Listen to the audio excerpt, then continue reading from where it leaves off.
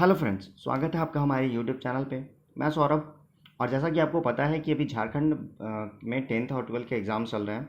आप लोग का पहला एग्ज़ाम हो भी चुका होगा 10th का। तो आज मैं लेके आया हूँ आप लोग के लिए सेकेंड पेपर जो कि हिंदी है, उसके मोस्ट इम्पॉर्टेंट क्वेश्चन जो आपके एग्ज़ाम्स में बिल्कुल पूछेंगे ही पूछेंगे। तो फटाफट चलिए इसको देख लेते हैं। सबसे पहले हम देखने वाले हैं टर्म 2 का ये सिलेबस। सबसे पहले आप देख लो कि टर्म 2 में क्या क्या पूछने वाला है। पहला जो कुछ चैप्टर्स हैं, आप लोग को क्या करना है, इसके सारे कवि और लेखक के नाम याद कर लेने। जैसे छाया मत छूना जिसके लेखक है गिरजा कुमार माथुर, कन्यादान के ऋतुराज, मानवीय करुणा के दिव्य चमक चमक के सर्वेश्वर दयाल सक्सेना, एक कहानी या भी जिसके लेखिका है मनु भंडारी, नौबत खाने में इबादत यतीन्द्र मिश्र, जॉर्ज पंचम की नाक इसके लेखक हैं कमलेश्वर। इसके बाद है कुछ अन्य अविकारी शब्द, और इसके बाद हमें कुछ समास के भी भेद भी पढ़ने हैं जिसका मैं शॉर्ट ट्रिक आपको लास्ट वीडियो में बता दूंगा। द्विगु, द्वंद्व और बहुब्रीहि।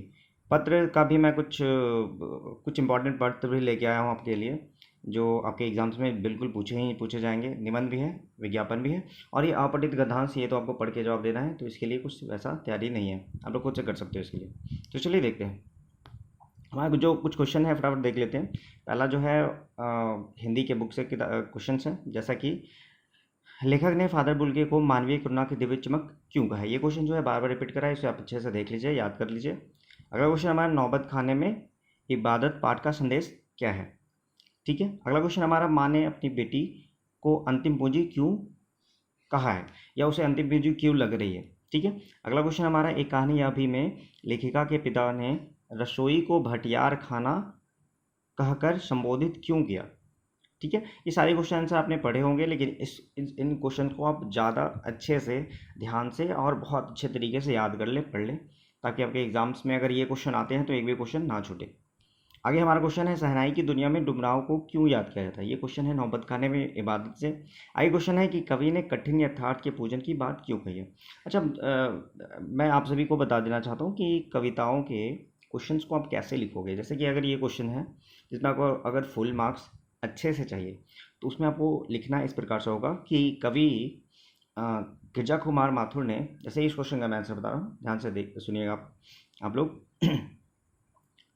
कि कविता छाया मत छूना के लेखक गिरजा कुमार माथुर ने कठिन यथार्थ के पूजन की बात इसलिए कही है क्योंकि जीवन जो है वो सुख और दुख का दो पहलू है, जिसमें सुख और दुख आते जाते रहते हैं।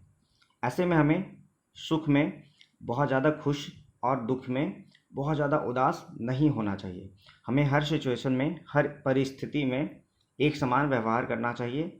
और कठिन यथार्थ के पूजन की बात इसलिए कही है क्योंकि हमें कठिन समय को भी अच्छे से, संयम से व्यतीत करना चाहिए। तो इस प्रकार से आप आंसर दे सकते हो, जिसमें आपको फुल मार्क्स मिल जाएंगे। आगे क्वेश्चन हमारा माँ ने बेटी को सचेत करना क्यों समझा।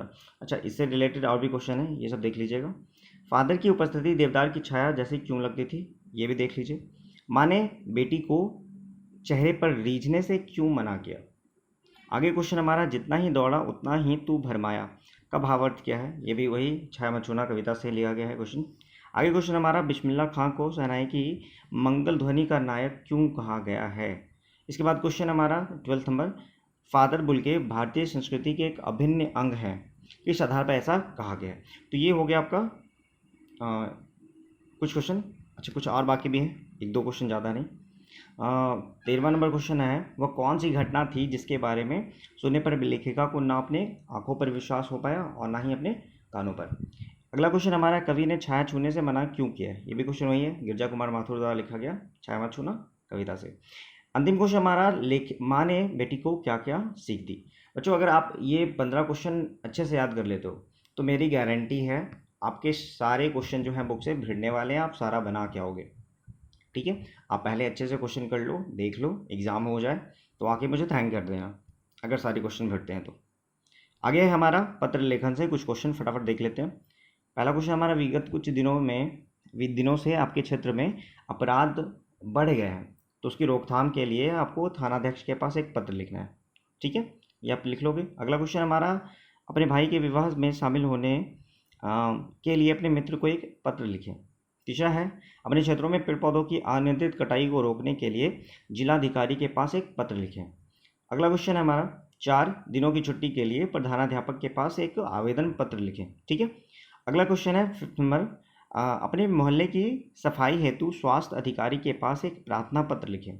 6th नंबर क्वेश्चन है प्रधानाध्यापक के पास आर्थिक सहायता के लिए प्रार्थना पत्र लिखें। 7th नंबर क्वेश्चन है अपने मित्र के पास एक पत्र लिखें जिसमें झारखंड के ऐतिहासिक स्थल के बारे में वर्णन है। हमारा अंतिम क्वेश्चन है पत्र लेखन से अपने विद्यालय में पीने की पानी की समुचित व्यवस्था हेतु प्रधानाध्यापक को एक प्रार्थना पत्र लिखें।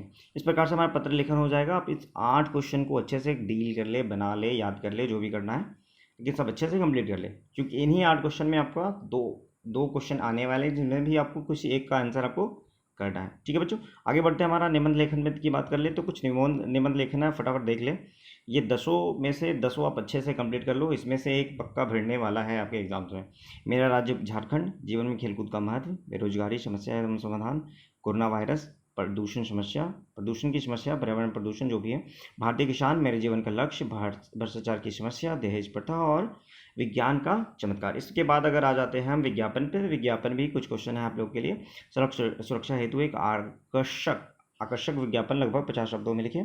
पर्यावरण के प्रति जागरूकता बढ़ाने के लिए लगभग 50 शब्दों में विज्ञापन तैयार करें। दर्दनाशक तेल का विज्ञापन लिखना है आपको। इसके बाद है हर्बल टूथपेस्ट के बारे में।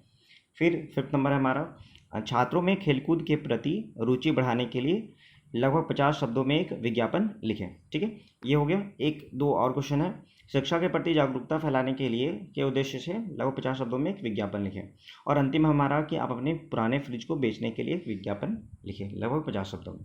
तो ठीक है, इस प्रकार से हमारा सारा क्वेश्चन हो गया। अब बच जाता है हमारा कुछ सिलेबस वो है व्याकरण से। तो रही बात व्याकरण की, तो सबसे पहले बात करें अविकारी शब्द।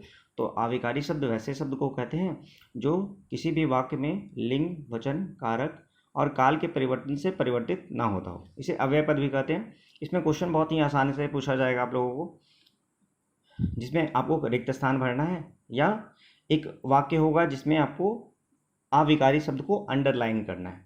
ठीक है, ये आप अच्छे से कर सकते हो, आप प्रैक्टिस कर लो।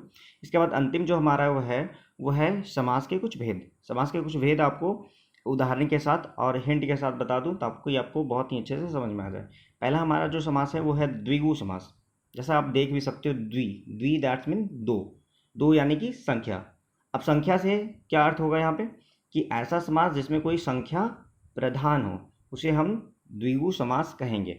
आगे बात समझ में, ऐसी संख्या जिसका कोई मतलब ऐसा समास जिसका कोई संख्या प्रधान हो उसे हम द्विगु समास कहेंगे। दैट्स मीन हो गया जैसे त्रिभुज, चतुर्भुज, पंचवटी, नवरत्न। इन सभी में आप देख सकते हो क्या है, एक आगे की संख्या आ रही है, यानी कि 3 भुजाओं का समूह। तो ये द्विगु समास हो गया क्योंकि इसमें संख्या प्रधान है। अगला क्वेश्चन देखते हैं। हमारा अगला समास है वो द्वंद्व। द्वंद्व में आप देख भी सकते हो, द्वंद्व ऐसे बोलते हैं जैसे भी द्वंद्व पहले होता था, द्वंद्व युद्ध जैसे का, जिसमें 2 लोग होते थे ऐसे। तो इसको आप समझते हैं द्वंद्व मीन्स 2। ठीक है, 2 लोग होंगे आमने सामने और दोनों बराबर के होंगे। तो ऐसा कोई वाक्य जो एक ऐसा समास जिसमें 2 शब्द हो और दोनों प्रधान हो, वो दोनों एक दूसरे के विपरीत भी हो सकते हैं या एक समान भी हो सकते हैं, जैसे माता और पिता। ठीक है, माता पिता या माता और पिता, और समास विग्रह कर लो तो उसका माता और पिता हो जाएगा। माता पिता, भाई बहन, दिन रात, ऐसे। तो इसमें द्वंद्व समास में आपको समझ में आ गया, माता और पिता ऐसे 2 प्रधान शब्द होंगे, दोनों और से विभक्त होंगे। राइट। अगला हमारा शब्द है बहुब्रीहि। ठीक है, बहुब्रीहि को समझना है थोड़ा सा अलग है, क्योंकि बहुब्रीहि ऐसे समास को कहते हैं ना जिसमें शब्द का कोई मतलब समास का कोई शब्द प्रधान नहीं होता, बल्कि कोई अन्य शब्द बाहर से आकर प्रधान हो जाता है, उसे हम बहुब्रीहि समास कहते हैं। दैट्स मीन अगर हम बात करें दशानन, ध्यान से देखिएगा, अगर हम बात करें दशानन, तो दशानन का अर्थ क्या होगा, 10 है आनंद जिसके। 10 है आनंद जिसके अर्थात कौन, रावण। तो यहाँ पे आप देख सकते हो दशानन में कोई भी वर्ड प्रधान नहीं है। प्रधान कौन सा है, अन्य वर्ड जो बाहर से आया, अर्थात कौन, रावण, ये प्रधान हो गया। दशानन हम किसको संबोधित करते हैं, रावण को। तो रावण क्या हो गया, रावण क्या नहीं, दशानन क्या हो गया, बहुब्रीहि समास हो गया। तो इस प्रकार से दशानन, लंबोदर यानी कि लंबा है उदर जिसका, ये क्या बहुब्रीहि समास के उदाहरण है। तो आप सब, उम्मीद है बच्चों आपको ये वीडियो पसंद आया हो, आप इसको अपने फ्रेंड्स के साथ शेयर करें और एग्ज़ाम्स के लिए इसे बहुत अच्छे से प्रिपेयर करें। और हाँ, एक बार जब आपका एग्ज़ाम हो जाए और इससे कुछ ये अगर आपके लिए इम्पोर्टेंट रहा तो आप एक बार ज़रूर आके कमेंट कर दें। Thank you.